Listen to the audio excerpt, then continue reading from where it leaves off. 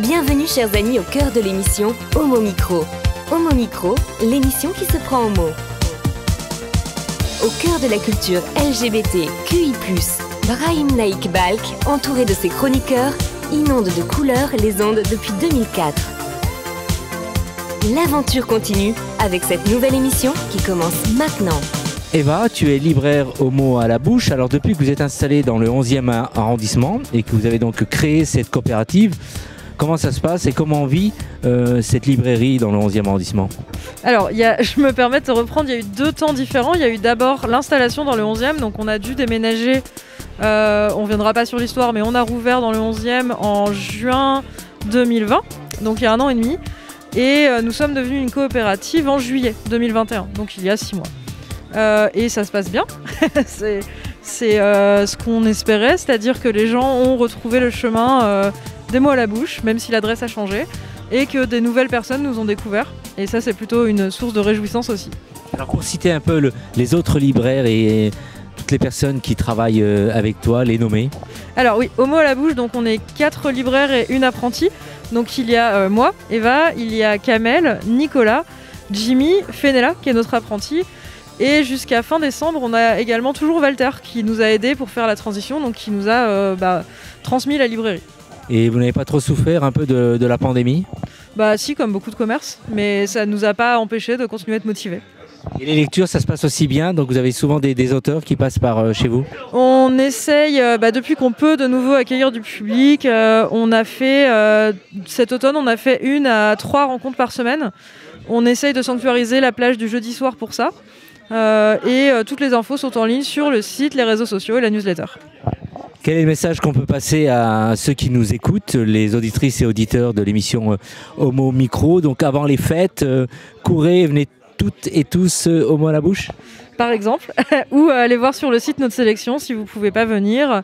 On essaye de mettre des sélections également sur les différents endroits où on est présent, donc Instagram et Facebook pour ne pas les nommer. Et puis oui, venez nous voir, venez nous demander les conseils de livres pour tout type de personnes. Merci Eva, à bientôt. Avec plaisir, à bientôt. Vous écoutez Homo Micro, une émission de et avec Brahim Naik Balk. Nous sommes avec François Mokaer qui est éditeur, Laurent Baudouin qui va donc présenter un certain nombre d'ouvrages ce soir à Homo à la bouche, et auteur, et tu édites un certain nombre de ces ouvrages. Tu peux nous parler de Laurent et de la soirée? Oui, donc alors Laurent aujourd'hui sort son 2e livre chez moi, Le Derviche amoureux. Et donc on se connaît très très bien et on collabore aussi d'ailleurs pour d'autres ouvrages qu'il me présente. Donc Laurent a une démarche très intéressante puisqu'il est spécialisé en fait dans l'homoérotisme dans les pays arabo-musulmans. Voilà, donc il connaît bien cette littérature. C'est, je pense, quelqu'un qui est un chercheur. C'est quelqu'un qui va chercher les témoignages, notamment d'occidentaux, qui voyagent dans les pays du Maghreb et qui découvrent finalement, malgré tous les préjugés qu'on peut avoir sur ces pays, une grande liberté, voilà, donc au niveau de la sexualité. Quel type d'ouvrage tu édites dans ta maison d'édition? Alors, en fait, quand j'ai commencé les éditions Unicité, je dirais que ma première vocation allait justement vers la création poétique. Et quand on est éditeur, eh bien, on rencontre des gens, on fait des salons, et naturellement, je me suis dirigé vers d'autres genres de littérature, le roman, les nouvelles. Alors, j'ai un fond aussi en spiritualité. D'ailleurs, on pourrait très bien dire que le dernier ouvrage, Le Derviche amoureux, est un livre de spiritualité. Donc, et je dirais que les éditions Unicité, c'est une maison d'édition qui est ouverte. Voilà. J'ai pas de barrière. Ça tient à ma personnalité, à mon caractère. Je dis toujours, quand j'étais petit, on me disait « François, rassemble tes idées, rassemble tes idées ». Donc maintenant, j'ai 58 ans et c'est toujours pareil. Alors, je fais semblant d'être normal, mais en fait, je suis toujours le petit garçon de 10 ans, en fait, qui a du mal à rassembler ses idées, mais qui restait toujours très curieux des choses autour de lui. Merci à toi, François. Merci. Et nous enchaînons avec Francis Coffinet, qui est auteur et acteur. Bonsoir. Bonsoir. Alors moi, essentiellement, la poésie, hein, mon univers d'écriture, c'est celui-là. Donc j'ai publié beaucoup de livres de poésie. Certains donc sont présents. Je suis très content d'être accueilli au mot à la bouche maintenant. Et puis j'ai notamment également et récemment publié justement chez François Mokaer Unicité, un livre qui s'appelle Je suis de la maison du songe. Alors je pense que je suis dans peut-être parfois un univers du non-dit ou, voilà, ou de la périphérie. Hein. Je nomme peut-être pas directement les choses, mais je pense que pour des lecteurs avertis, j'ai ma place ici. Voilà. Acteur aussi, alors il me semble t'avoir vu quelque part dans un film. Bah, c'est préférable pour un acteur. Oui, j'ai tourné dans pas mal de choses, de téléfilms, de films, de longs métrages. Je fais plutôt de l'image que du théâtre, hein, comme on dit. Donc voilà, parfois je suis là le soir. Une lecture ce soir ? Alors ce soir, il y a la lecture voilà. Tout à l'heure, donc tu vas faire quelques lectures de Laurent Baudouin en fait. Hein. Et ce soir, ce sont des choses qui te concernent là pour voilà. Un petit texte là tout de suite. Ce soir, j'ai la double carte, c'est-à-dire que je vais vous lire là juste. Donc, je vais lire des textes de Laurent Baudouin, hein, du Derviche amoureux, et puis quelques-uns de mes poèmes. Je vais vous lire là juste un poème ou deux extraits de l'Argile des voyous, précisément. Ça, c'est publié chez Alidad. Nous entrions dans le bruissement de la feuille et du drap. Frais était notre exil. Nous gravissions le tertre solaire des garçons. Nous avancions vers le site ébloui. Et un second. Ça me rappelle un peu ce que tu viens de lire, des aventures que j'ai vécues là, c'est intéressant. Voilà, et écoute, alors peut-être, je ne sais pas, le deuxième, peut-être pas, j'espère. C'était inscrit sur ton visage, en de multiples lieux de ton visage, la même phrase cryptée qui ne me quittait jamais, la même phrase, reproduite à chaque fois dans un ordre différent. Je crache mon venin dans l'axe de la terre. J'ai souvent aussi craché mon venin. Alors un troisième, le dernier. Un dernier peut-être pour ensuite monter. Voilà. Un astre fait sa révolution en toi. Fige tes silences et tes peurs, et du peu de lumière qui traverse ta peau, j'apprends le vocable. Merci Francis. Bravo, on peut applaudir, il y a du monde autour de nous. Hein. Mais on ne m'applaudit pas parce que moi je n'ai dit que des bêtises, hein. C'était des plaisanteries. Hein. Oui, tu m'as cru. Hein. Merci Francis. Homo Micro, l'invité du jour. Laurent Baudouin, c'est un plaisir de se revoir au mot à la bouche. J'ai eu l'occasion à plusieurs reprises de t'inviter dans mon émission Homo Micro. Et ce soir-là, c'est une rencontre avec les lecteurs. C'est un plaisir. Si tu pouvais brièvement présenter tes premiers livres jusqu'à celui de ce soir dont on va donc parler, et aussi de ta maison d'édition. Oui, donc en fait, depuis quelques années, je me suis intéressé à une problématique qui était peu traitée jusqu'à présent, c'était l'homoérotisme dans les pays arabo-musulmans du XVIe au XIXe siècle. Je dirais pourquoi je m'arrête au XIXe siècle. Et donc ça a donné lieu à une trilogie. En fait, au départ, je voulais faire un seul bouquin, et puis les événements ont fait que c'est devenu 3. Donc le premier, c'est un essai historique qui s'appelle « À l'Est des Roses », qui est issu d'un mémoire de diplôme de l'EHESS.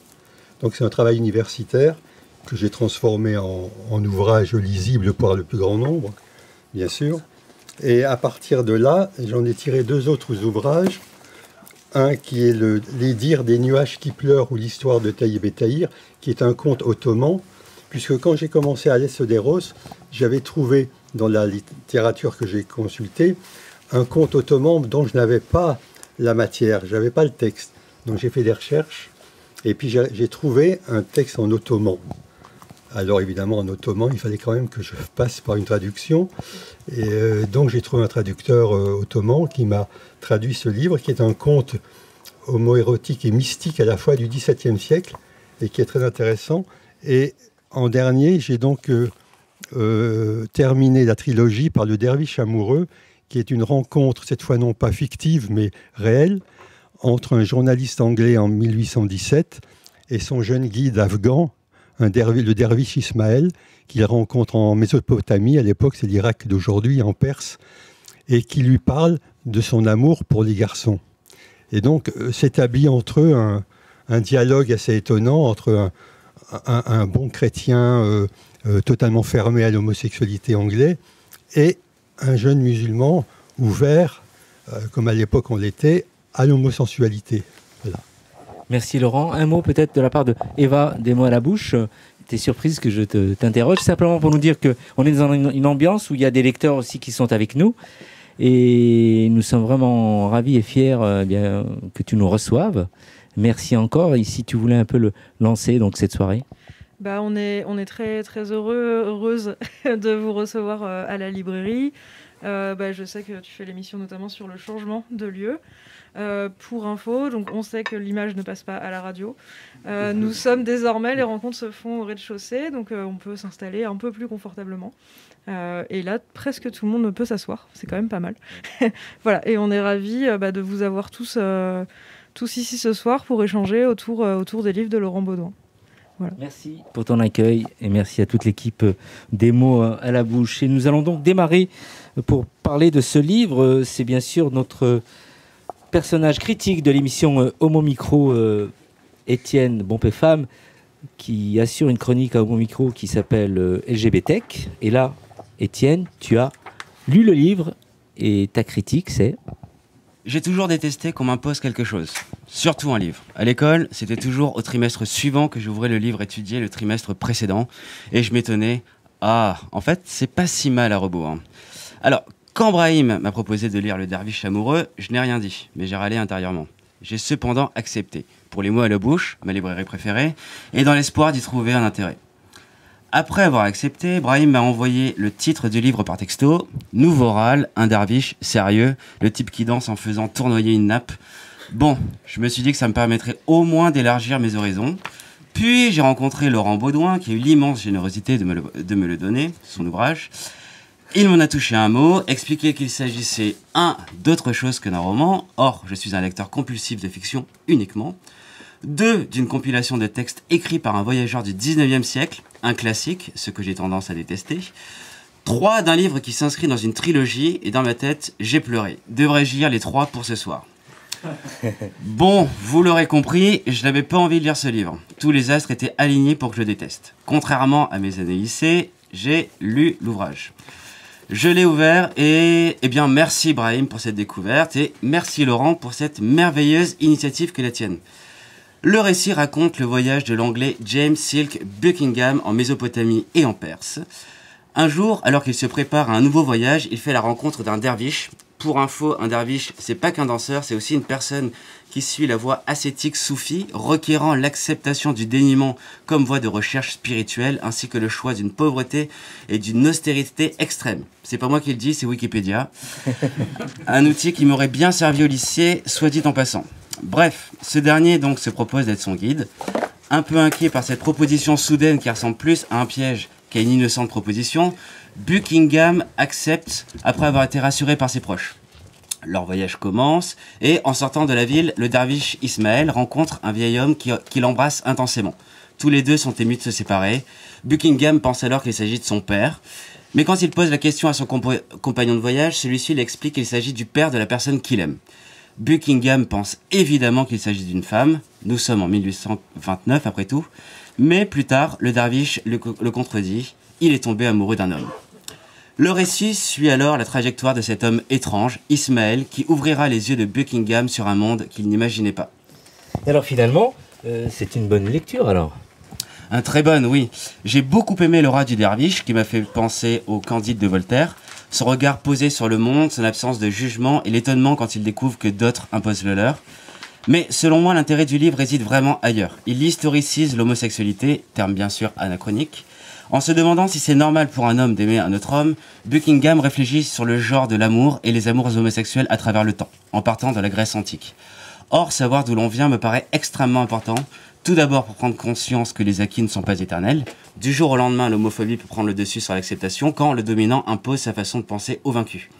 Sujet hautement d'actualité quand on regarde ce qui se passe aux portes de l'Europe ou même chez nous avec les LGBT-phobies qui frappent par vagues contre les digues de l'acceptation. Je pense notamment au pitoyable débat sur le pronom IL qu'il y a eu il y a quelques jours. Les non-binaires existent, alors foutez-nous la paix. Connaître l'histoire de l'homosexualité permet aussi de se rassurer, de comprendre que l'homophobie est une construction sociale.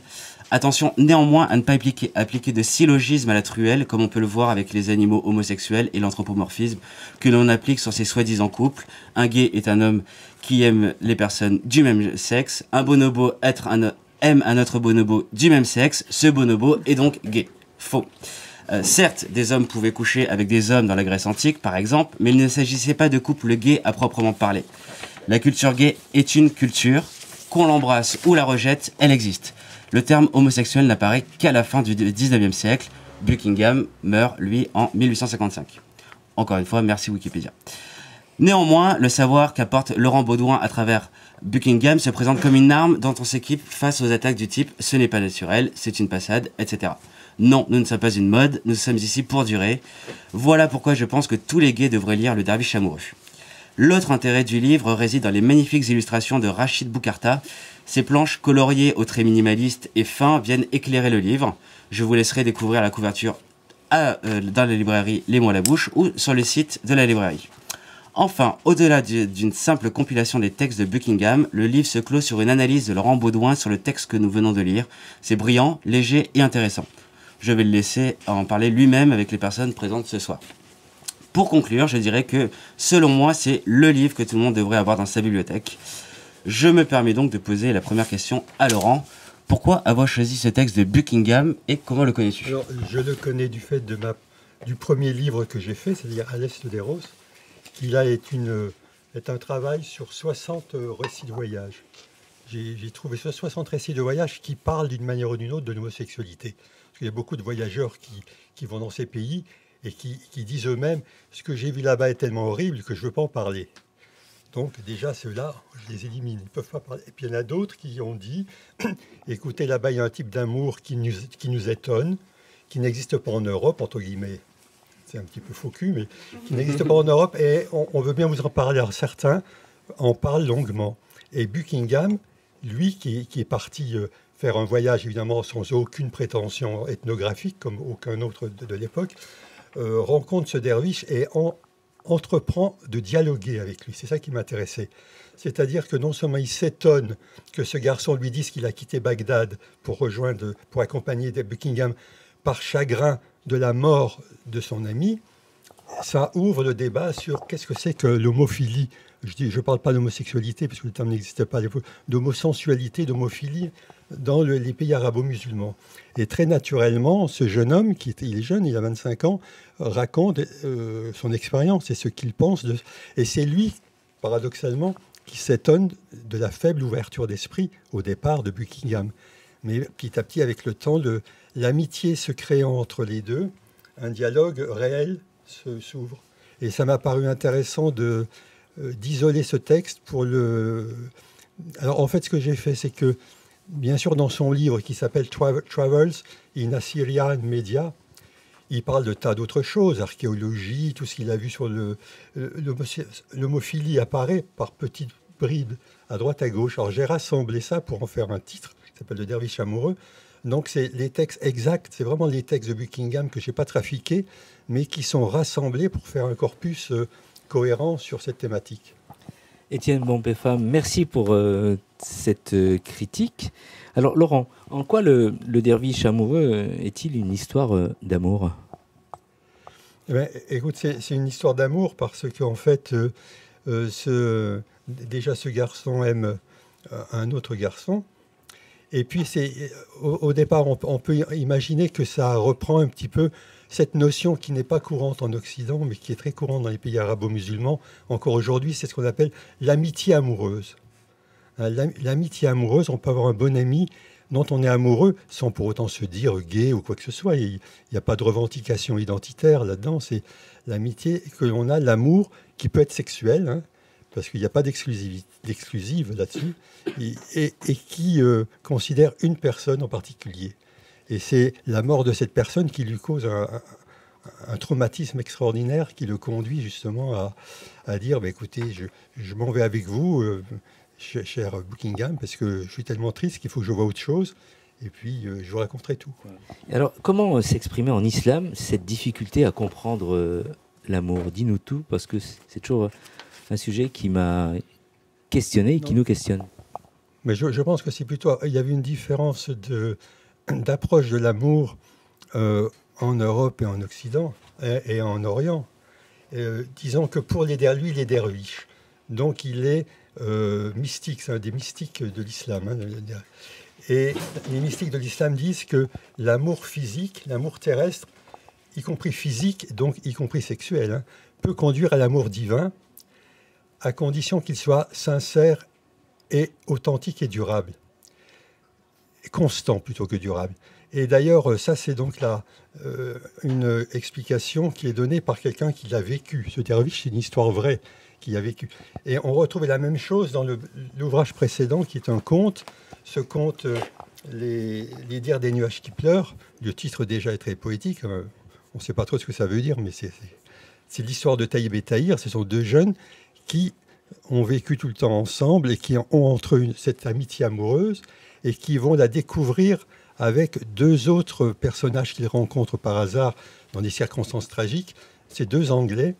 Donc il va y avoir un amour à quatre qui est au-delà du genre, au-delà de l'origine sociale, au-delà de l'origine ethnique, au-delà de l'origine linguistique, qui est vraiment ouvert sur le monde. Ces deux Anglais et deux Ottomans qui vont franchir toutes les étapes, enfin tous les obstacles de la société, aussi bien ottomane qu'anglaise, pour finalement vivre. Alors c'est ça qui est intéressant, ils arrivent à s'en sortir et ils rentrent à Constantinople et à quatre, ils vivent ensemble un amour à quatre.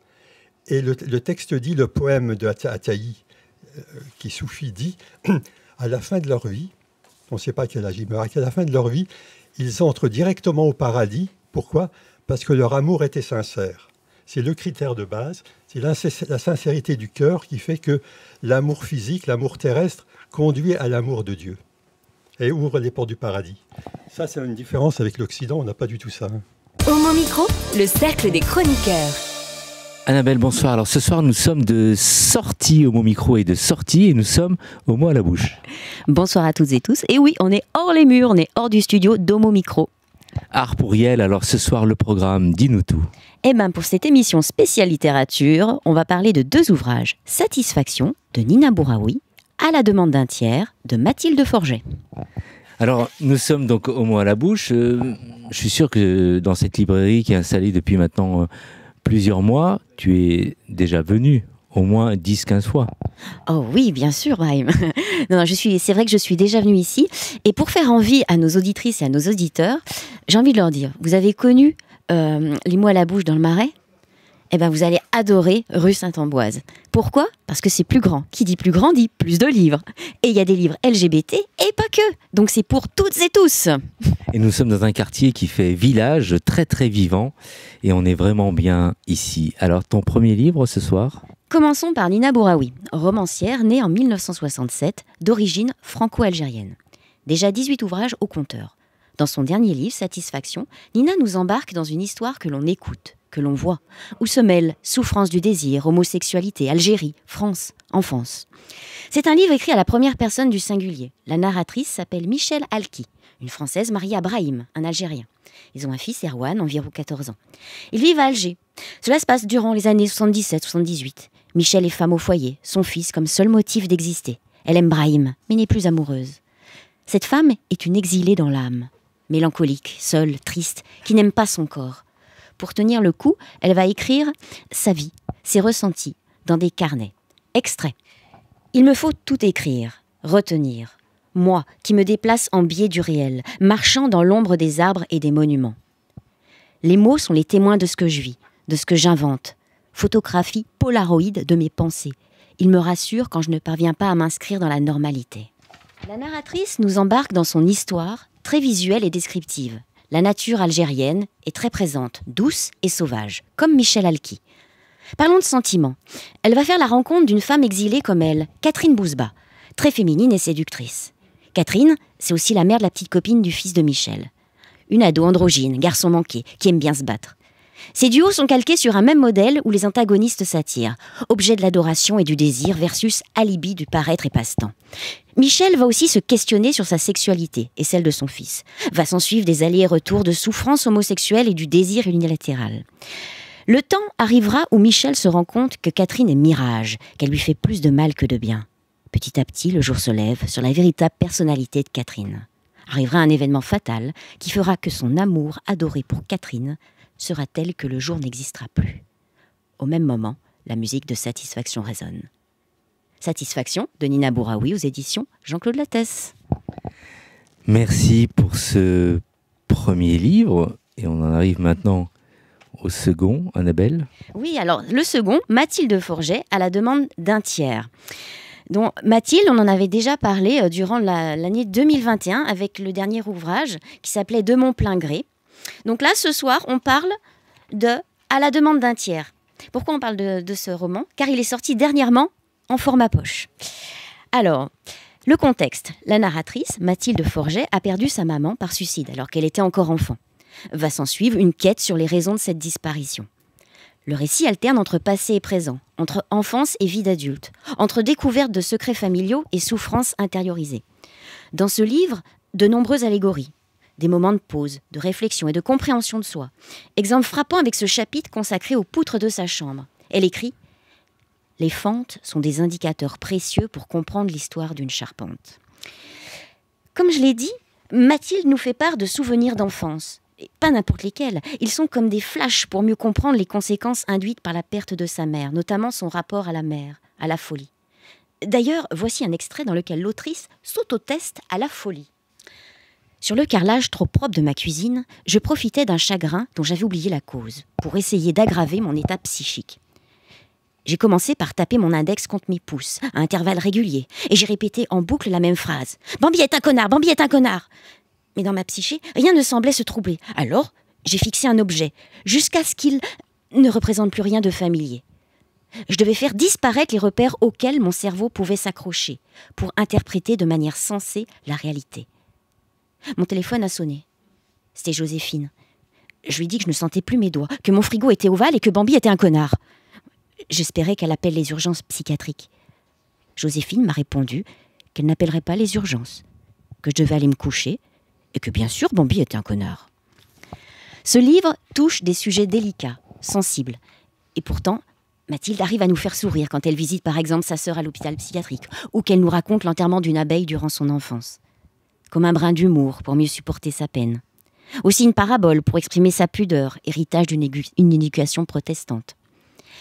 Elle finira par trouver la raison vraisemblable de la mort de sa maman au gré de témoignages et d'analyses de documents. Je ne vous en dis pas plus. Découvrez la clé de cette énigme en lisant À la demande d'un tiers de Mathilde Forget aux éditions Livre de Poche. Bonne lecture. Merci Annabelle. Alors ces deux ouvrages sont bien sûr, on peut les trouver au Mot à la bouche. Évidemment. À très vite Annabelle. À très vite à l'antenne d'Homo Micro.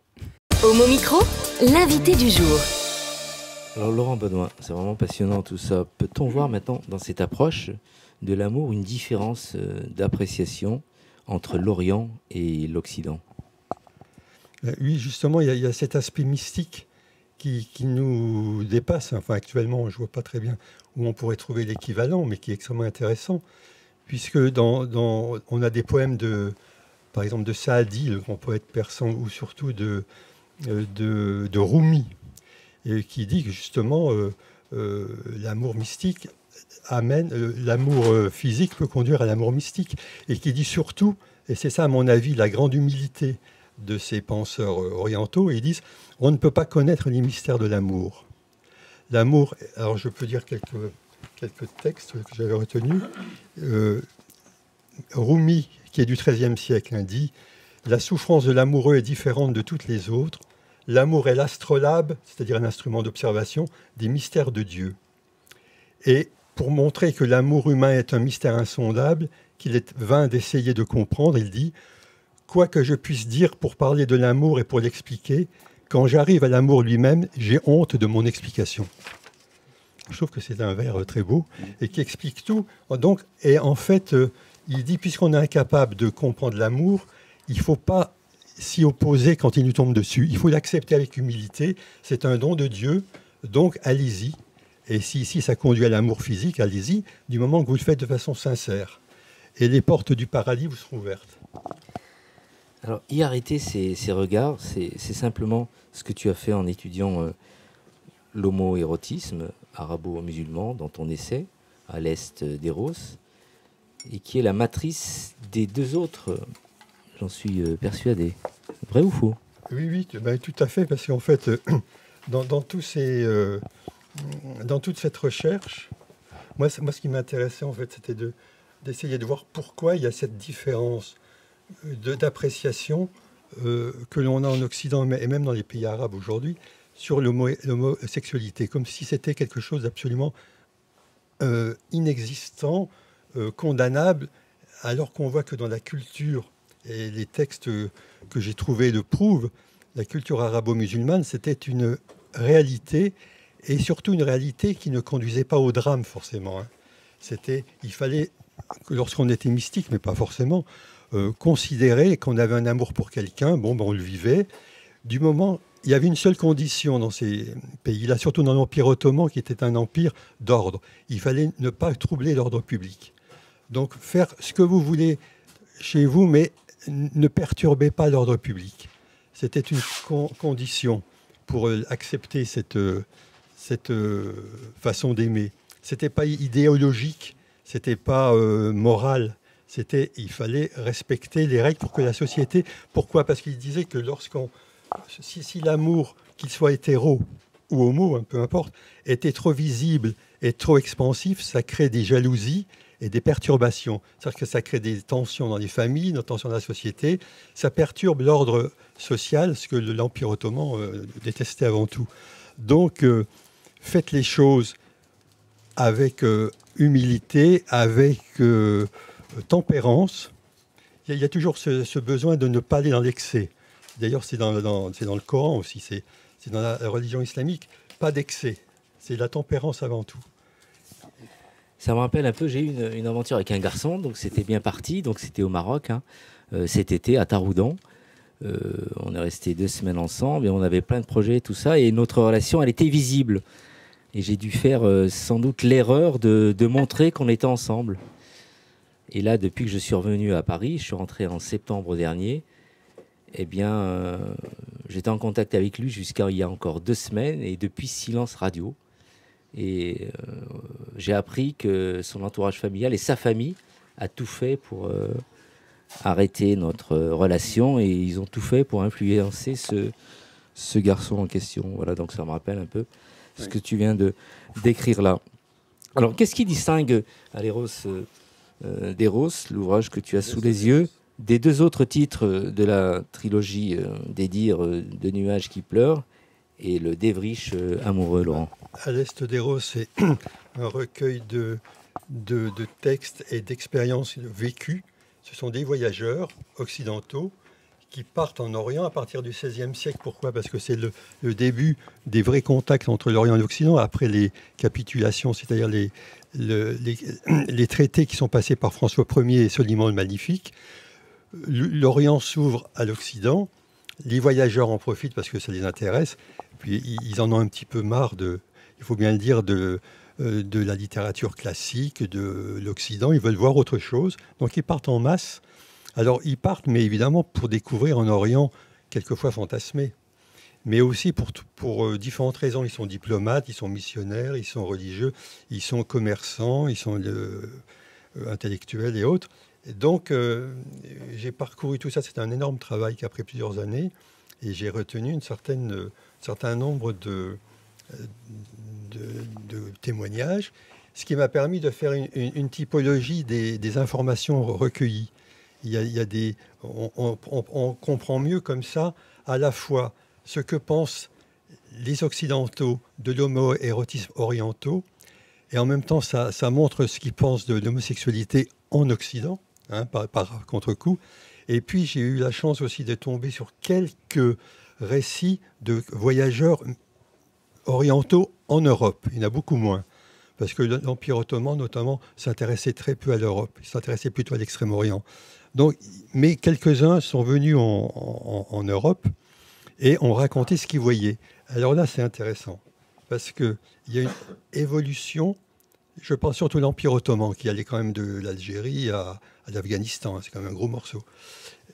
Les Ottomans, en fonction de la puissance de l'Empire ottoman et de la baisse de puissance, le changement vis-à-vis de l'homoérotisme change. C'est-à-dire que pendant toute la période où ils sont puissants, ils se moquent éperdument de ce que pensent les Occidentaux. On a un cas emblématique que je donne, c'est l'histoire d'un jeune lieutenant de cavalerie ottoman qui s'appelle Osman Aga, et qui au XVIIe siècle est prisonnier des Autrichiens, parce qu'il y avait la guerre avec les Habsbourg. Il est prisonnier des Autrichiens et il est affecté au service d'un général autrichien qui le balade dans ses tournées. Et un soir, je raconte un petit peu en détail, un soir, il doit être hébergé par un douanier, parce qu'il n'y a pas de place ailleurs, et il raconte que ce jeune douanier le drague.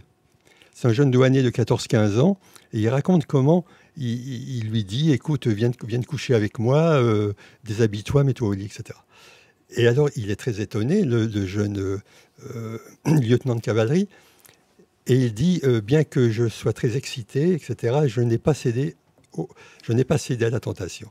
Mais alors, pourquoi il dit ça? Il dit pas ça du tout parce qu'il trouve que c'est immoral, pas du tout. C'est parce que, étant prisonnier, il se dit que si il détourne en quelque sorte un Autrichien, il va lui arriver des pépins, ce qui n'est pas faux. Donc c'était très prudent.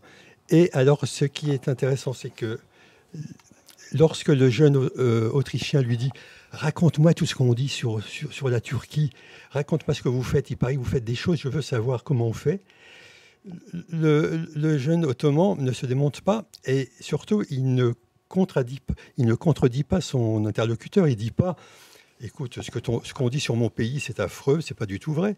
Il ne conteste rien parce qu'à ce moment-là, les Ottomans se moquent de ce qu'on pense d'eux. Donc, il n'a rien à se reprocher, il ne veut pas se justifier, il n'y a aucune justification, c'est normal ce qu'ils font. Son attitude est normale. Ça change quelques dizaines d'années plus tard, lorsqu'un ambassadeur ottoman sous Napoléon, déjà l'Empire ottoman est en déclin, dit « Mais c'est incroyable, en France, ce qui m'a beaucoup étonné, c'est que les hommes ne s'intéressent pas aux garçons. C'est étonnant, c'est différent de chez nous, c'est vraiment étonnant. » Il y a déjà une petite...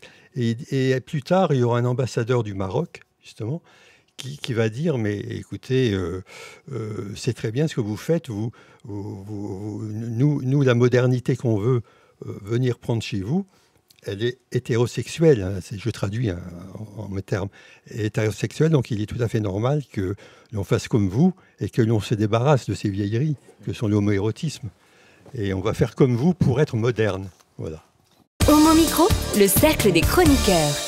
Toujours au mot à la bouche, nous sommes avec David Alphen. Et moi, je ne savais pas qu'on pouvait aussi trouver des BD ici. Oui, tout à fait, Brahim. On peut trouver effectivement des bandes dessinées au mot à la bouche. Et avant de découvrir juste quelques BD LGBT ici même, j'ai d'abord dû découvrir les mots à la bouche. Et je voulais un petit peu en parler parce qu'on est effectivement dans un lieu exceptionnel. Et mon expérience de la découverte de ce lieu exceptionnel, je pense, a été peut-être la même que beaucoup d'auditeurs et auditrices qui nous écoutent ce soir. C'était il y a 10 ans, donc j'étais beaucoup plus jeune, j'étais encore dans ma vingtaine, et une de mes collègues de l'époque me dit qu'elle connaît un lieu qui pourrait me plaire. Alors peut-être que c'était un peu stigmatisant parce qu'elle savait que j'étais homosexuel et qu'elle s'est dit qu'une librairie LGBT pourrait me plaire et m'intéresser, mais je la suis très aveuglément en me disant, écoute, c'est quelqu'un de confiance, c'est une collègue qui d'ailleurs depuis je la considère comme ma sœur, c'est peut-être un signe. Elle m'emmène au fin fond du Marais, d'un seul coup me dit, nous voilà, au mot à la bouche, c'est une librairie. Alors je suis un petit peu surpris parce que je lisais un petit peu de bande dessinée, mais mon truc c'est surtout le cinéma et les séries télé, moins la lecture, même si ça m'intéresse, je ne lis pas beaucoup. Et donc je pénètre dans les mots à la bouche, un petit peu curieux, je suis à la fois très à l'aise, en même temps un peu mal à l'aise. Il y a des corps masculins torse nu, des calendriers. À l'époque, à l'entrée à gauche, il y avait pas mal de revues un peu érotiques, voire pornographiques. Donc je m'interroge un peu, tiens, elle m'a emmené ici. Effectivement, je peux comprendre pourquoi, mais je ne sais pas si je m'y sens bien ou pas bien. C'était un petit peu un rapport étrange, parce que ma propre découverte finalement de moi-même. Et effectivement, je commence à explorer, à regarder, à tomber sur des bandes dessinées nombreuses, des DVD, des films de cinéma, et à me rendre compte de la richesse de la culture LGBT, aussi, et de tout ce qu'on peut y trouver. Ça a été assez fabuleux pour moi, un moment très rassurant, très vraiment qui m'a beaucoup plu, qui m'a permis de me sentir chez moi. Ça a été ça la transition, c'était d'abord me sentir dans un endroit étranger, mais qui en fait cet étranger c'était moi, et de m'y sentir bien. Et j'ai regardé les bacs de bande dessinée, cette amie qui s'appelle Yael me dit regarde là, ça, je te présente cet auteur allemand qui s'appelle Ralph König.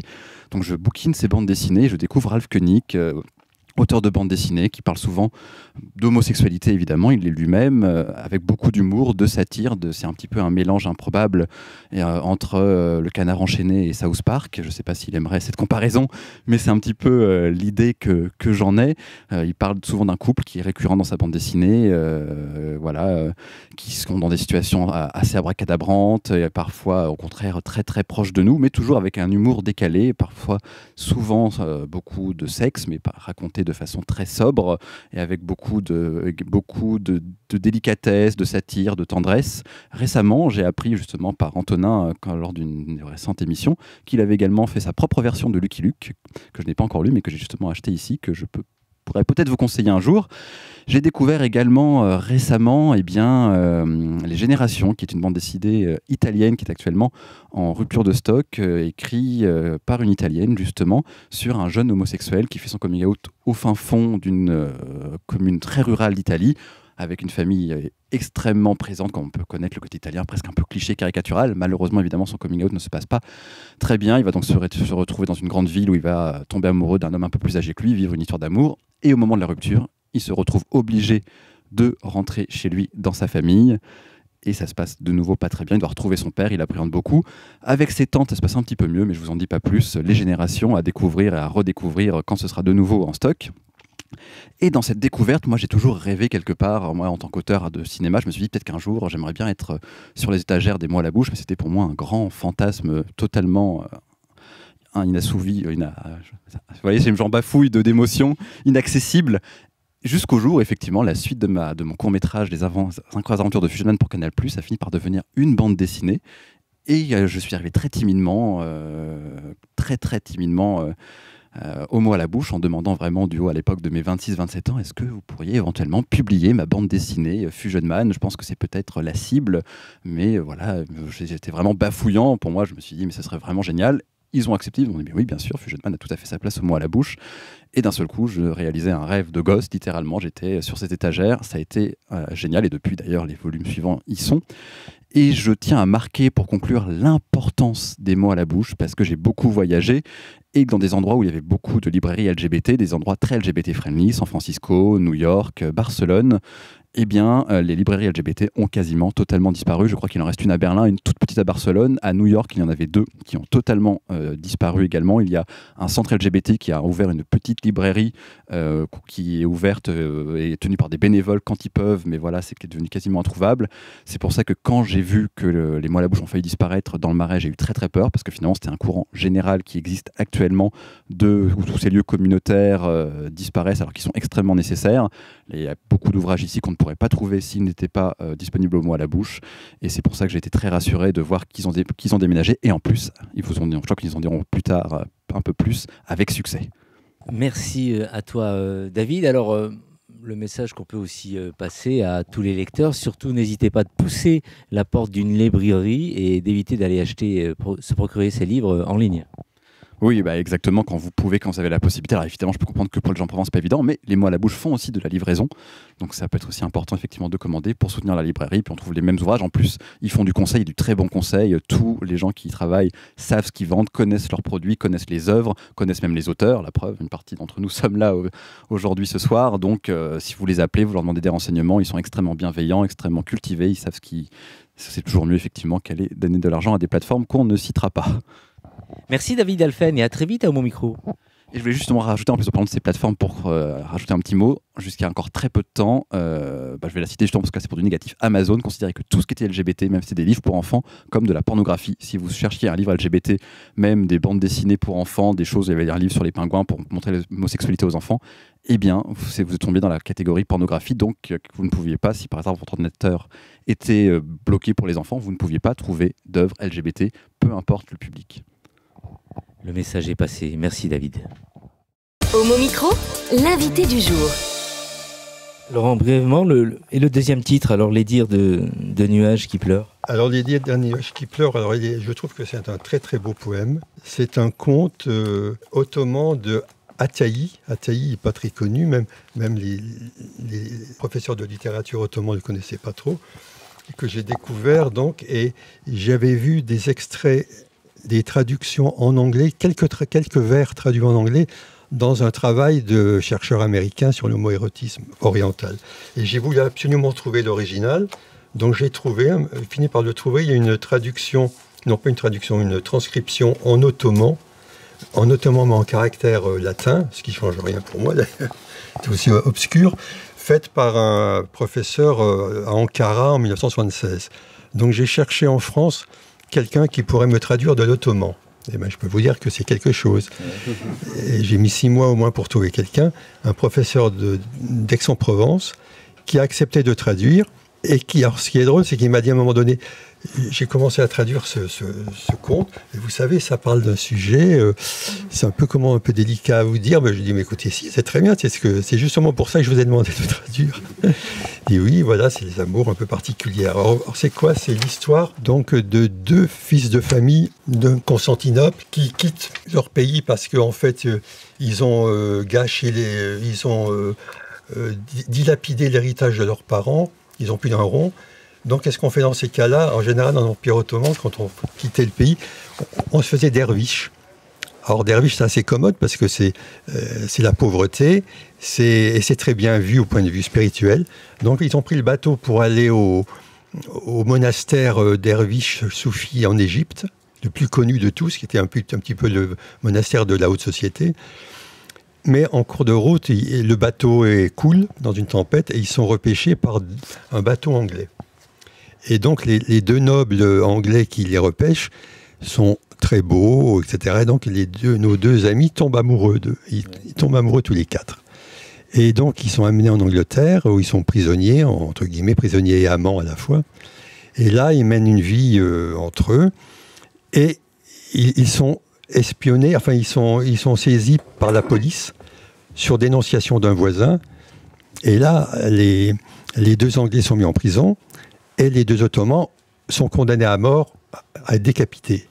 Et là, la population, c'est la population qui les sauve en disant, écoutez, si nous tuons, Francis dira une lecture là-dessus, si nous sommes aussi sévères que ça, qu'est-ce qui va nous arriver au jugement dernier?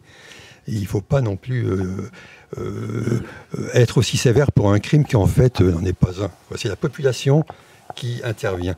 Donc ils se sauvent, et en même temps, les 2 prisonniers anglais en prison sont libérés par miracle.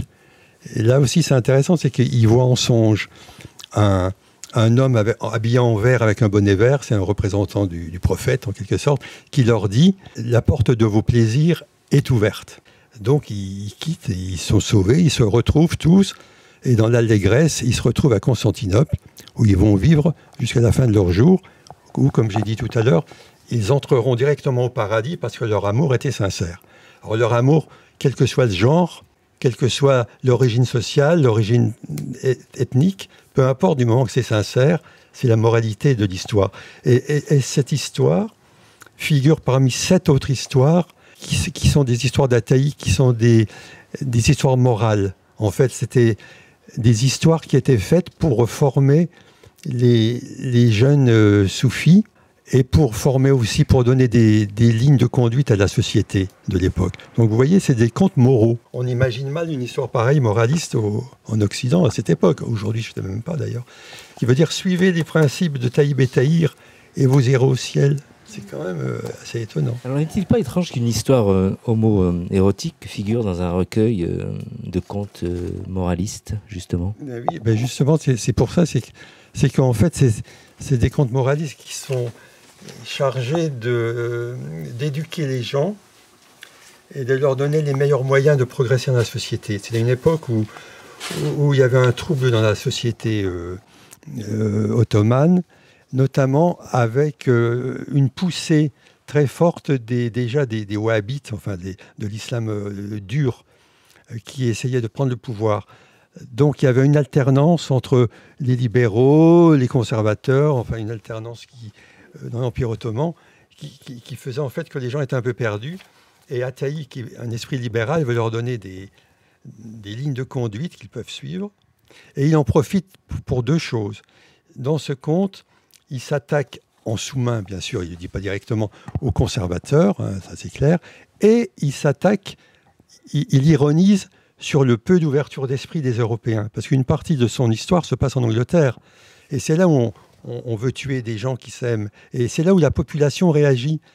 Parce que chez lui également, dans tous les pays arabo-musulmans de l'époque, il y a ce que un chercheur que j'aime beaucoup, qui s'appelle Khaled Al-Rouayeb, qui a beaucoup travaillé là-dessus, appelle comment il appelle ça, un hédonisme modéré populaire. Autrement dit, il dit, en général, dans la population, on n'est ni farouchement anti-homo, ni farouchement pour, on est hédoniste, c'est-à-dire qu'on aime une certaine qualité, une certaine beauté, un certain type de relation sociale apaisée, un hédonisme modéré. C'est ça qui permet à comprendre que c'est la population, le peuple, qui demande la grâce de ces deux jeunes et que ce sont les tenants du pouvoir qui veulent leur mort. Hein. Ça nous rappelle quand même des choses qui sont assez actuelles. Hein. Et ça, c'est intéressant de voir la part. C'est pour ça que dans À l'Est d'Eros, il y a une grande partie que j'ai voulu sur l'homo-érotisme populaire. Pas seulement ce qui se passe au harem, au sérail du souverain, dans les armées, il y avait beaucoup de choses, mais dans le peuple. Et on trouve beaucoup de choses, d'exemples d'homo-érotisme populaire, grâce à cette tolérance, je dirais, apaisée de la population. Avant de faire circuler un peu la parole, pour nous dire un peu quelle est l'intention de l'auteur concernant le derviche amoureux. Alors, dans le derviche, moi, comme je l'ai dit tout à l'heure, je voulais rassembler dans un corpus cohérent tout ce que Buckingham disait sur l'homoérotisme, sachant que de toute façon, ce n'était pas son but à lui. Hein. Mais j'ai quand même été troublé par le fait qu'il, sur un bouquin Travels in Assyria qui compte 530 pages, il y a 45 pages consacré à cette histoire avec le derviche. C'est le seul personnage qui a une telle place dans son livre, c'est son guide. Et vraiment, il a l'air fasciné par ce jeune garçon. Alors, on ne sait pas si lui-même, il a une tendance, on n'en sait rien. Il dit rien, il est très froid, il est très en retrait, hein, Buckingham. Mais en même temps, on se dit, quand on consacre autant de temps, autant de textes sur ce sujet, alors que lui, il est plutôt parti là-bas pour parler d'archéologie, de monuments, de la vie sociale. Il était en mission pour le pacha d'Égypte, Mehmet II. Donc, ce n'était pas du tout pour parler de mœurs, mais ça l'a touché. Il est touché et il a envie d'en faire part à son public. Ça, c'est très intéressant. Son public anglais, qui a priori n'est pas forcément très ouvert à ça, mais il y va quand même. C'était un humaniste. Hein. Buckingham, il a été député en Angleterre et il a combattu pour différentes pour différentes causes, comme par exemple c'est lui qui a obtenu la suppression du fouet dans les armées, puisqu'on fouettait systématiquement des soldats qui n'avaient pas une conduite correcte. Il a combattu l'esclavage, il a fait des tournées aux États-Unis au XIXe siècle pour combattre l'esclavage. Donc c'est un humaniste et on sent bien cet humanisme dans le derviche. Homo Micro, le cercle des chroniqueurs. Je suis avec Valérie Beau, de sortie Homo à la bouche, Et les mots à la bouche, je ne le présente pas, cette librairie que tu connais bien sûr fort bien. Oui, ce sont les portes du rêve. Alors maintenant, la nouvelle adresse, effectivement, on a plus de choix, donc encore plus de tentations. Et quel bonheur d'avoir des librairies indépendantes et qui soutiennent aussi les petits éditeurs, des livres qu'on ne trouve pas partout, des revues aussi très pointues, des revues étrangères. Et donc venez fouiller, fouiner. Alors tu as fouillé et le livre que tu as retenu? Alors tout d'abord, à l'accueil, ça commence par Stonewall, qui est un recueil collectif qui a eu le prix du Gué du meilleur recueil collectif pour cette année.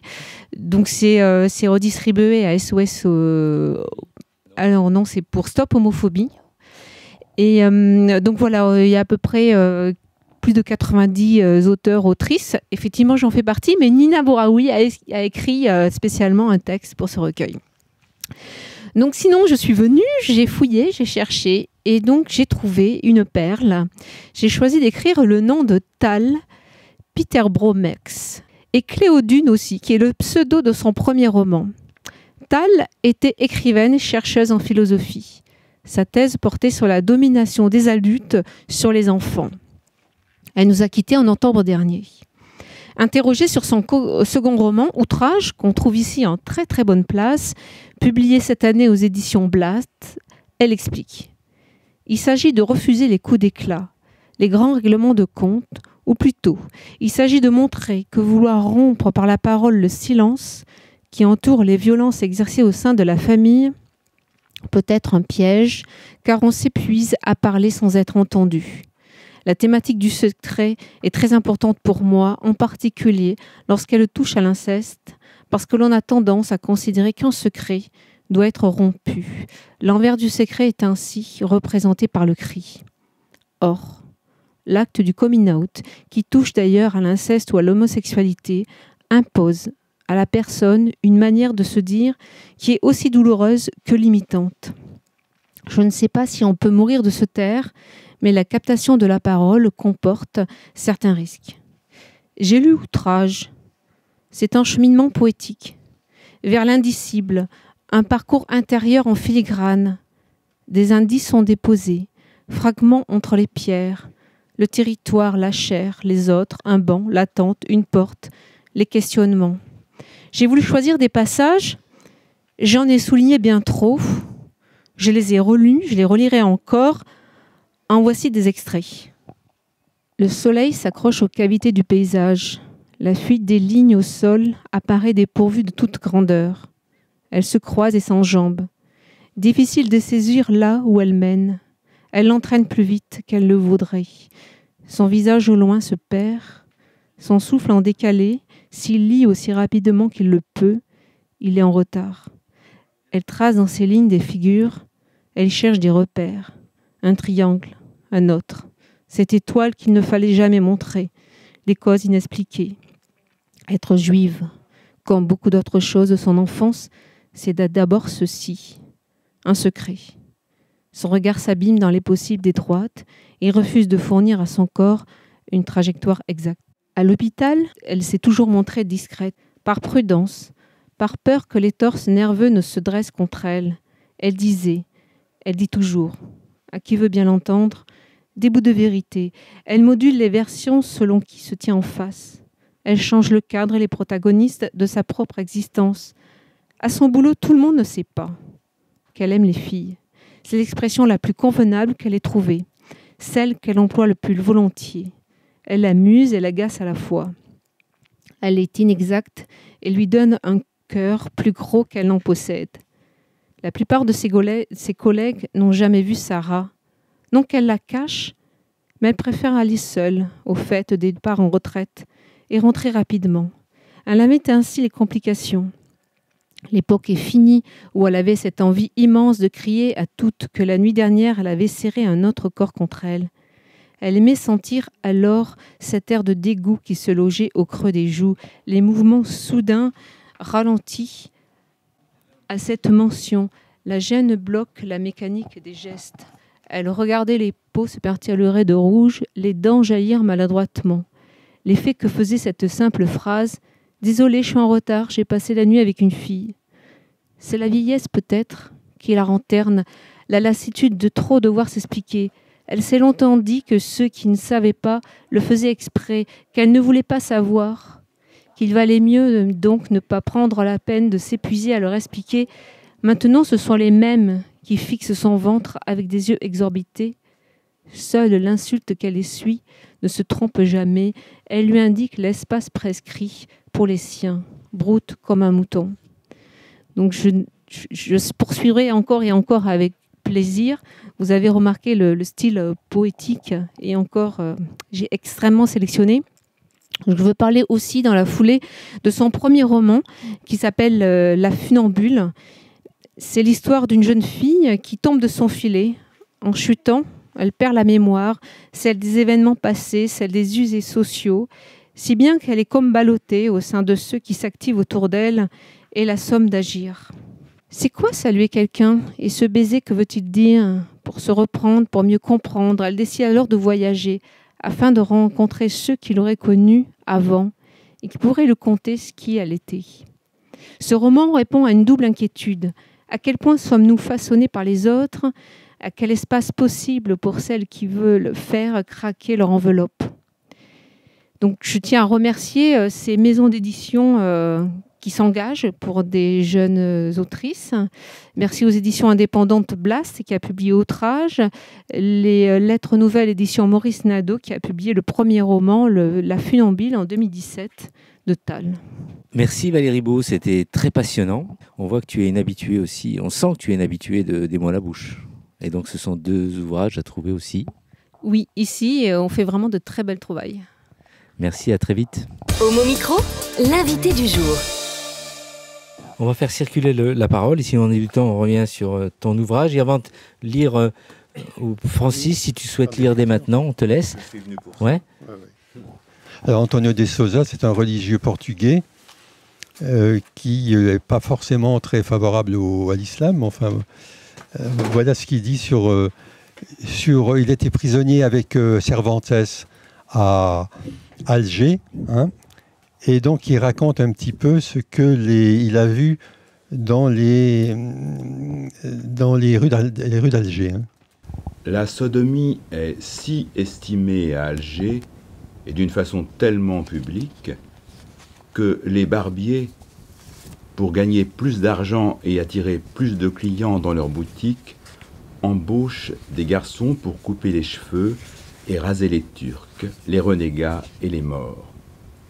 Ces garçons sont habituellement courtisés comme s'ils étaient les femmes les plus belles et les plus importantes du monde. Et les boutiques des barbiers sont de véritables bordels publics. Il y a ensuite, je pense qu'on peut parler de Osman Aga. Oui, Osman Aga. Donc le jeune officier turc dont je vous ai parlé tout à l'heure. L'aventure, donc c'est 1688, c'est toujours intéressant de le situer. L'aventure d'Osman Aga, jeune officier ottoman, prisonnier dans l'Empire des Habsbourg en 1688, illustre la séduction sexuelle que pouvait exercer l'Orient sur l'Occident. Au service du général autrichien qui l'accompagne dans ses missions, Osman est hébergé chez un jeune douanier. Il relate ainsi la nuit passée avec lui. Mon arrivée à Kapfenberg accrut le nombre des serviteurs et il ne restait pas de place pour mon couchage. Je fus avisé d'aller loger pour quelques jours chez le douanier. C'était un gars d'à peine 14 à 15 ans, rond et naïf. Il n'était pas fâché de mon intrusion chez lui et il m'accueillit même avec des démonstrations d'amitié. Le soir venu, il se déshabilla, grimpa dans sa couche, sans caleçon, et me lança cette invitation « Déshabille-toi et viens au lit ». Bon gré mal gré, je me déshabillai, y compris la chemise et le caleçon, et m'allongeai dans le lit qui ne pouvait accueillir que 2 personnes côte à côte. Vu sous un certain angle, cette situation était extraordinaire. Si un dévergondé avait été à ma place, il n'aurait pas pu se retenir tant le désir eût été fort. Car le gars était attirant et en plus, on pouvait aborder avec lui toutes sortes de sujets. Il commença par me parler de ceci, de cela, m'interrogea sur les mœurs avilissantes des Turcs dont il avait entendu parler, et il voulait que je lui apprenne, lui qui était nu à mes côtés dans le lit, comment on procédait. Mais je me contrôlais totalement, et même si j'étais par moments très excité, je ne me laissais pas aller et ne fautais pas. Voilà, donc c'est un peu ce que je vous avais dit tout à l'heure hein, sur ce jeune Turc qui n'a aucune honte de ses tendances, sachant que son discours, c'est une œuvre autobiographique qu'il va être lu par le sultan et sa cour. Hein, c'est un rapport qui va être... Donc le sultan, les grands officiers, tout ça vont connaître cette histoire, donc on voit qu'il n'a aucun complexe. Après, on peut passer à quelque chose de tout à fait différent, c'est... Voilà, oui. Il y a quand même des amours lesbiennes que l'on trouve en Orient, des textes, moi pas beaucoup, j'en ai trouvé un qui est pas mal. Voilà, c'est Michel Baudier, qui est un historiographe de Louis XIII. Voilà. Baudier nous offre un rare exemple d'expression orale chez les femmes turques qui fréquentent les hammams publics, telle cette harangue poétique anti-masculine qu'elles s'adressent entre elles lorsqu'elles sont au bain. On a bien eu raison de dire que le soleil se plongeait dans les ondes, puisque vous êtes dans cette eau. Et elle, qui doit de sa nature éteindre les flammes, allume mes feux quand vous y êtes. Hélas, est-ce possible que vous receviez à la jouissance d'une si grande beauté qui vous décore d'autres personnes que celles de votre sexe, qui sont d'autres vous-même? Fuyez les embrassements des hommes qui nous méprisent et n'ont de l'amour que pour leurs semblables, et prenez de vous-même avec nous les contentements qu'ils ne méritent pas. Alors Baudier explique, après il continue et il donne la suite des événements. Après que ces femmes se sont dit cela, après qu'une folle amante a fait de pareils discours, elle descend dans le bain et va brûler d'une flamme qu'elle est incapable d'éteindre, embrasse son amante et la couvre de baisers et fait avec elle, quoiqu'en vain, ce qu'il faut taire ici. Et ces amours de femme à femme sont si fréquentes dans le Levant que quand quelque Turc se veut marier, le principal point dont il s'informe est de savoir si celle qu'il recherche n'est point sujette à quelque femme qu'elle aime ou dont elle soit aimée. Ainsi vivent les peuples éloignés de la lumière, de la vraie foi, dans les ténèbres de l'ignorance mahométane qui les a portés aux excès de toutes sortes de vices.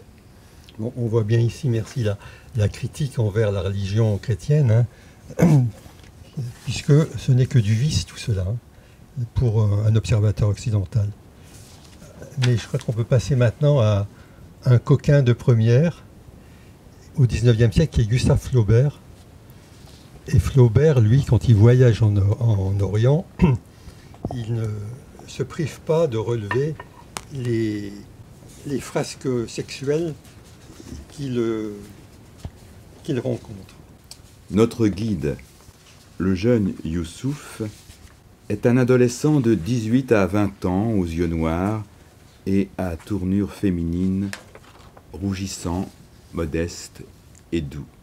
Les soldats turcs, tout comme le pacha, sont amoureux de lui et l'appellent quand il passe près des remparts. « Viens ici, Youssouf !»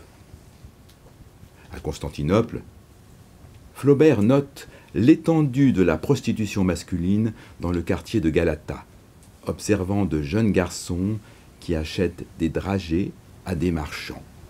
Il livre ce commentaire égrillard. « Nous avons passé dans la rue des bordels d'hommes. J'ai vu des bardaches qui achetaient des dragées, sans doute avec l'argent de leur cul. L'anus allait rendre à l'estomac ce que celui-ci lui procure d'ordinaire. À propos des Kélacs, les masseurs des hammams, il écrit « Ce jour-là, mon Kélac me frottait doucement.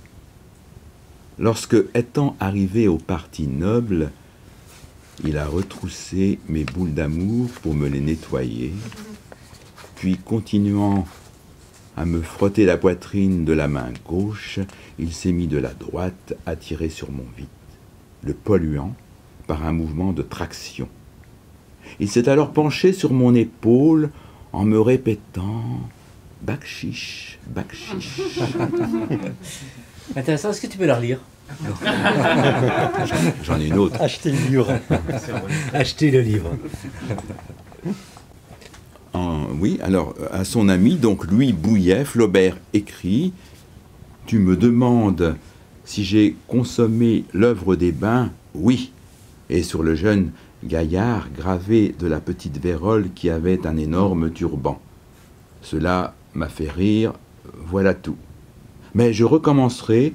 Pour qu'une expérience soit bien faite, il faut qu'elle soit réitérée. Est-ce qu'il reste Alors, je crois qu'on a... des lectures? Alors oui, là, on a fait le tour un petit peu d'Eros, à l'est d'Eros. Maintenant, on peut faire quelques passages de Taïb et Tahir. Ah, très bien, d'accord. On est dans un autre registre, c'est poétique et mystique. Alors, il ne faut pas s'attendre à des histoires de boules et de vites, hein.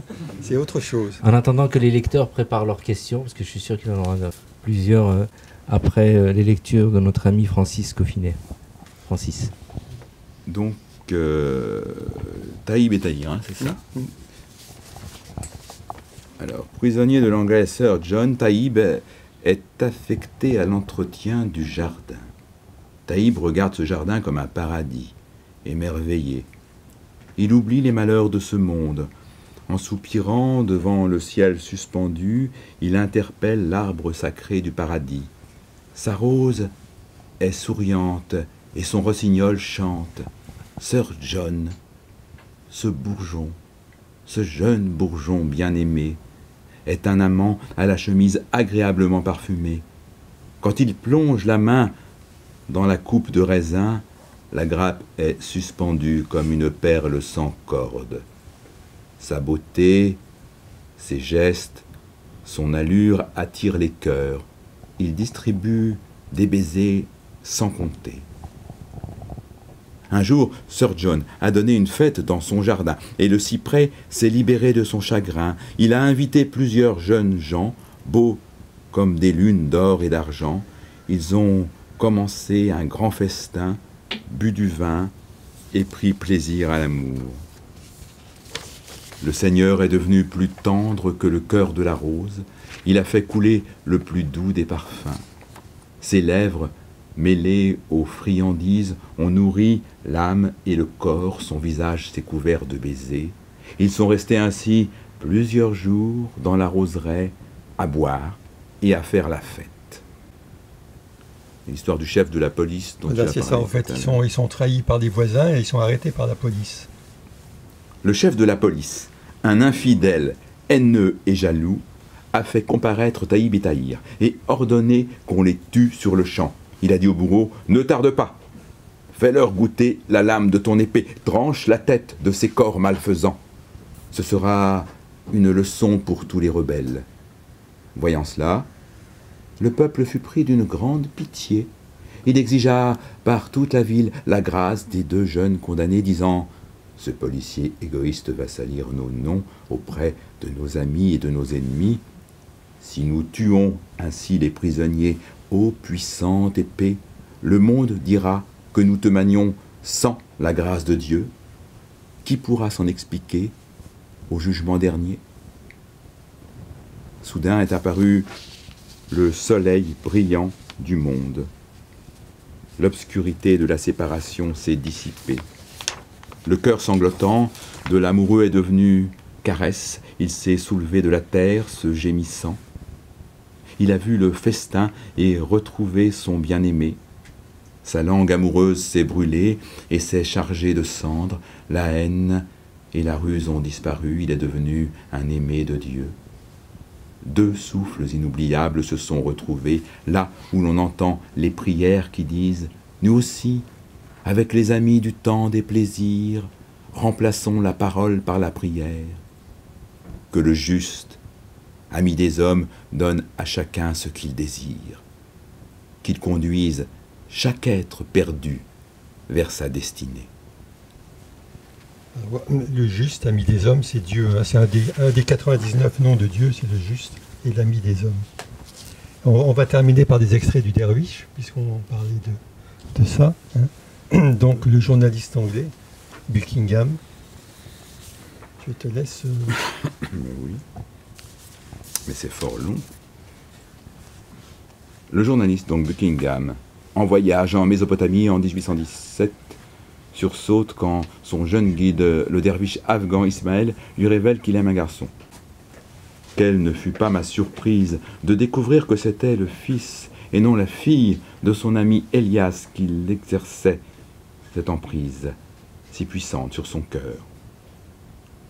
Devant cet aveu, je me raidissais comme on reculerait d'effroi, face à un serpent sur lequel on aurait marché inopinément.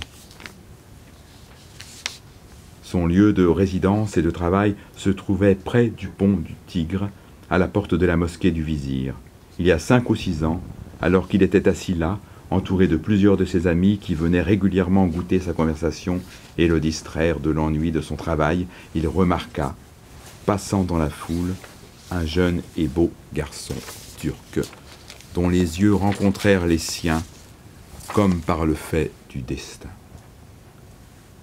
Le garçon, après être devenu rouge comme la première couleur du matin d'été, poursuivit son chemin en se retournant fréquemment pour observer celui qu'il avait regardé avec tant d'ardeur. Le derviche sentit son cœur se retourner dans sa poitrine et une sueur froide lui parcourut le front. Il baissa la tête sur son outil de graveur en signe d'accablement. Il s'excusa auprès de ses amis en disant qu'il était tombé malade. Un peu plus tard, le garçon revint et après avoir marché quelque temps de long en large, se rapprochant de plus en plus, comme s'il était sous l'emprise d'un charme irrésistible, arriva près de son admirateur et lui dit « Alors est-ce bien vrai que tu m'aimes » Ces mots furent comme un coup de poignard dans mon cœur, dit Ismaël.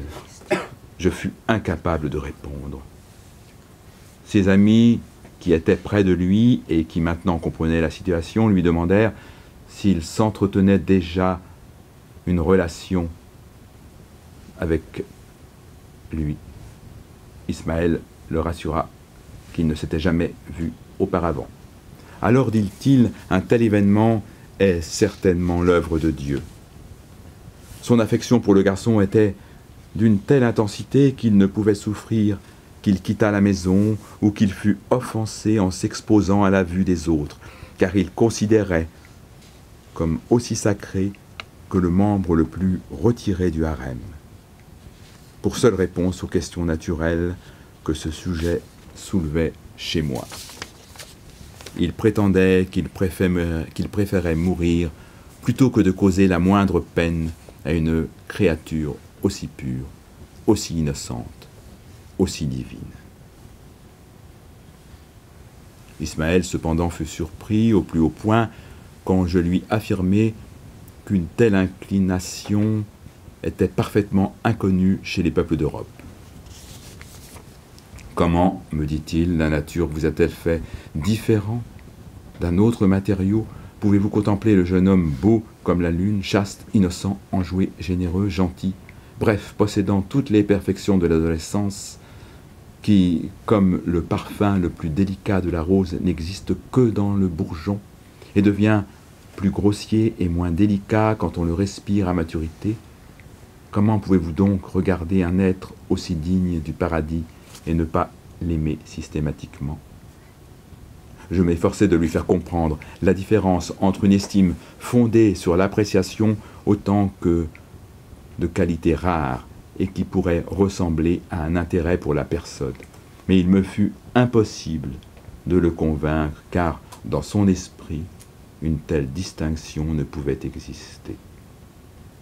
Avec cette histoire qui s'ajoutait à un nombre d'autres exemples du même genre impliquant des personnes dont on m'avait souvent parlé en Arabie et en Perse, je ne pouvais plus douter de l'existence en Orient d'une attirance pour les jeunes hommes, d'une nature aussi pure et honorable que celle que l'on ressent en Europe pour les personnes du sexe opposé. Voilà. Le dernier point, c'est sur la route d'Ispahan à Shiraz.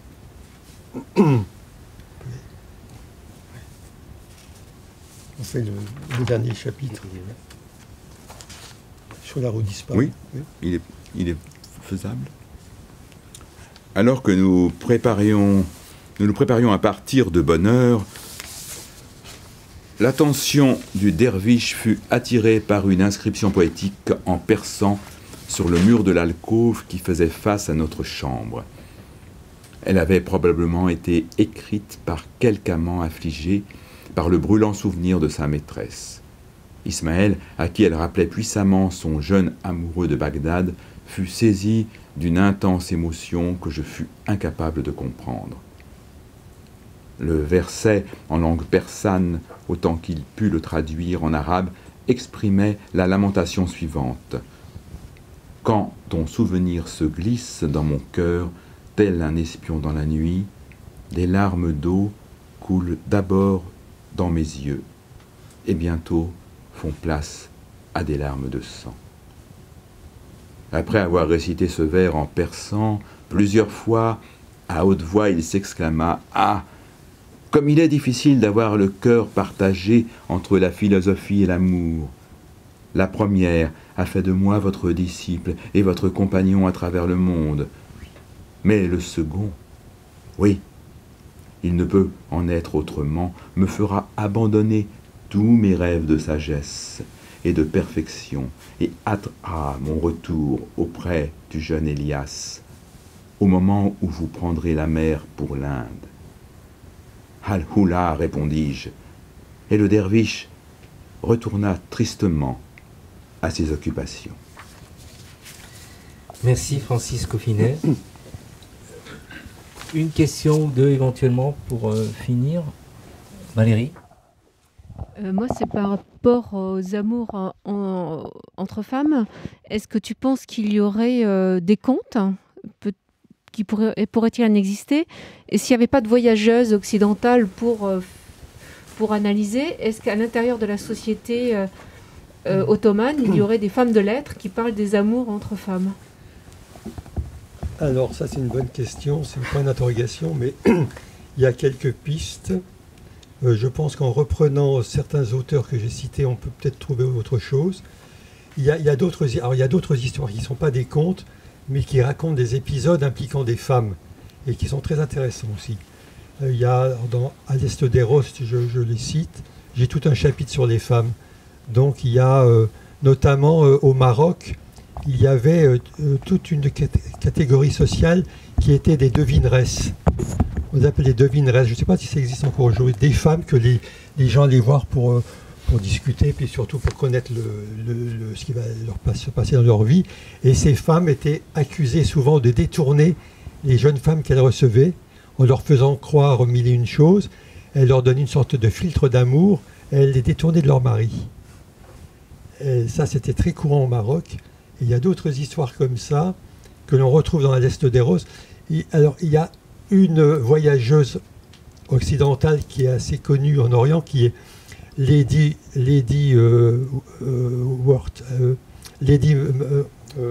Montaigu. Lady Wortley Montaigu, c'était la femme de l'ambassadeur britannique à Constantinople, et qui a vu beaucoup de choses, notamment sur les femmes turques. Elle a fait une sorte d'enquête, parce qu'elle avait que ça à faire. Elle a passé son temps dans les hammams, à aller voir les femmes. Elle raconte des histoires aussi d'attirance entre femmes en Orient. Lady Montaigu. bonsoir.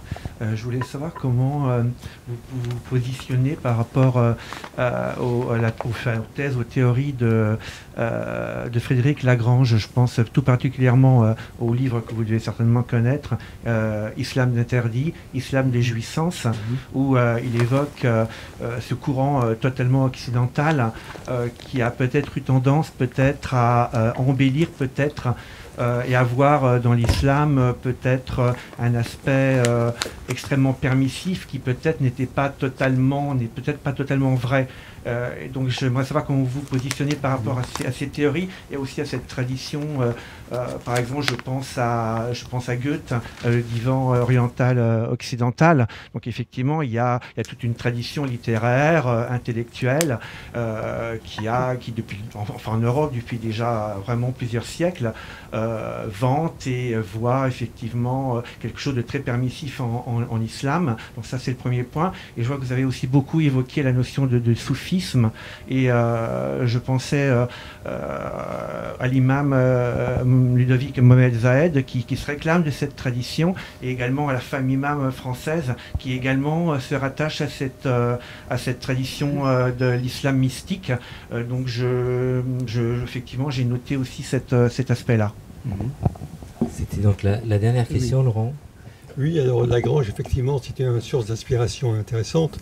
Et c'est vrai qu'il y a aussi Massad qui va pas dans le même sens, tout à fait.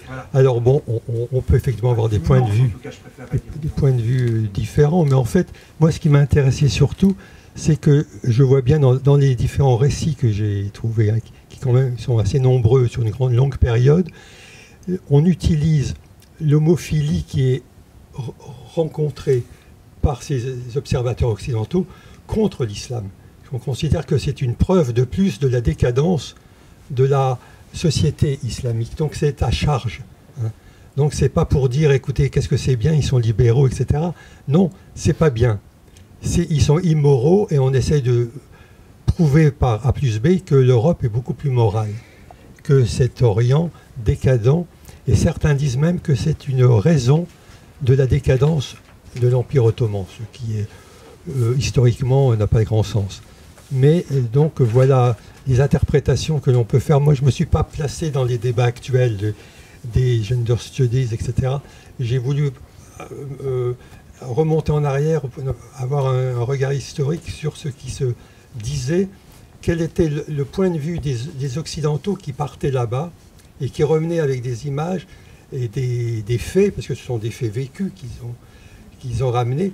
Et en général, ils partaient avec un sentiment très anti-musulman, très pro-chrétien évidemment, et dans leur compte-rendu, ils disent bien que cette homophilie qu'ils découvrent, d'une part, certains disent que c'est impensable en Europe, comme vous voyez ici, ce qui était contresens, mais que c'était une preuve de l'immoralité de la société islamique.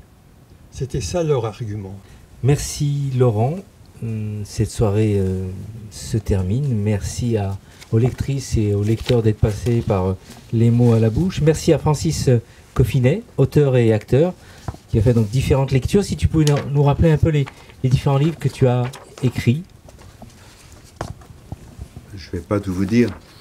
Je sais pas, j'ai quinzaine. 2-3, non, 2-3. Oui, non, mais c'est pour ça que je dis, je ne vais pas tout dire. Non, voilà, j'ai quelques livres qui sont ici et je vais vous lire un poème, voilà, simplement en clôture. Quelques livres qui sont ici au mot à la bouche. Donc, le dernier s'appelle Je suis de la Maison du Songe. Il est paru chez le même éditeur que chez Unicité dans la collection Le Vrai Lieu, qui est dirigé par Laurence Bouvet, qui est à nos côtés ce soir. Et je vais vous lire un poème extrait d'un petit livre. Alors j'ai L'Argile des Voyous, j'ai Les Épreuves chamaniques, La Nuit triangulaire aussi chez Alidad. Voilà, je m'arrête là. Après, ça se trouve sur les réseaux sociaux. Et je vous lis juste un poème en clôture de cette soirée, qui est extrait des Épreuves chamaniques. Merveille de la toute faiblesse, lévitation de la carte des corps au-dessus de la carte du monde. Tes lèvres restent jointes, c'est tout ton visage qui prononce. Merci Francis Je suis bref. Coffinet. Bravo.